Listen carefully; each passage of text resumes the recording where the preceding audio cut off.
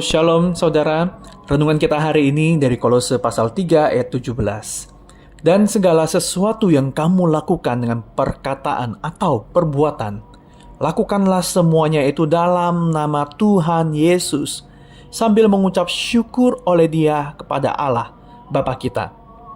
Saudara, dalam hidup ada hal-hal yang memang kita ucapkan dan yang kita lakukan yang porsinya untuk privat, dan ada juga yang untuk level publik.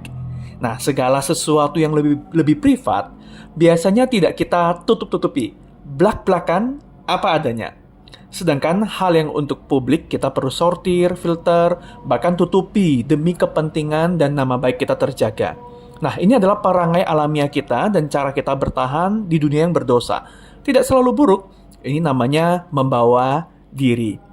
Hanya saja yang perlu kita waspadai adalah jangan sampai maksud hati kita yang kita sering dibicarakan di ranah privat itu terus-menerus berbeda dengan sikap kita di ranah publik. Kebalikannya. Jadi antara perkataan maupun perbuatan dengan hati kita sebenarnya berbeda. Nah, ini yang kita sebut sudah memakai topeng. Ini tergolong memperdaya atau bahkan bisa jadi teknik manipulasi. Ada side A, ada side B dari hidup kita. Nah, ini kalau sudah terus-menerus saudara, ini akan mengganggu rasa percaya orang kepada kita. Dan bukan cuma soal reputasi. Jangan-jangan kita sendiri tidak mengenal sebenarnya kita ini siapa. Yang kita inginkan, yang kita butuhkan ini apa. Saudara, renungan dari Kolose pasal 3 hari ini konteksnya adalah tentang cara hidup yang baru di dalam Kristus sebagai kontras dari cara hidup yang lama, yang di dalam kedagingan, yang penuh dengan marah, benci, dendam, fitnah, dusta. Dan hidup lama kita sekotor itu. Kita berusaha menutupinya, tapi Tuhan tahu. Dan Ia tetap memilih untuk menyelamatkan kita, bahkan dengan menyerahkan hidupnya untuk dipermalukan, disiksa, dan mengalami kematian bahkan. Demi kita.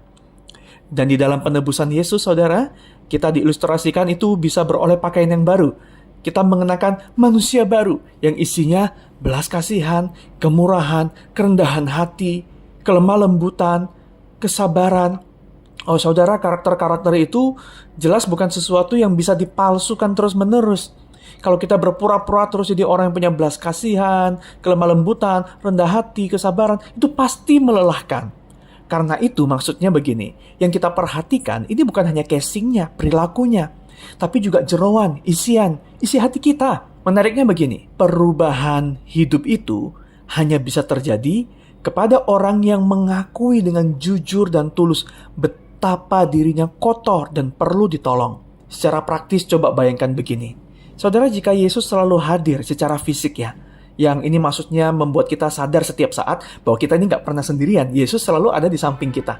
Apakah cara hidup saya dan saudara masih akan sama? Ataukah akan ada yang berubah? Apakah kita akan tetap mengatakan apa yang kita biasanya katakan belak-belakan? Dan akan tetap kita lakukan di ranah yang tertutup selama ini? Ataukah ada hal yang akan berubah? Adakah hal berdosa yang mendukakan hati Tuhan yang akan tersingkap? Saudara, mari hari ini kita refleksi. Yang pertama, apakah ada yang perlu saya akui dan saya doakan untuk Roh Kudus ubahkan? Yang kedua, dalam kesaksian saya sehari-hari kepada lingkungan publik yang juga sehari-hari, apakah yang perlu saya lakukan seperti saya lakukan untuk Tuhan dan bukan hanya demi mendapatkan kepentingan pribadi?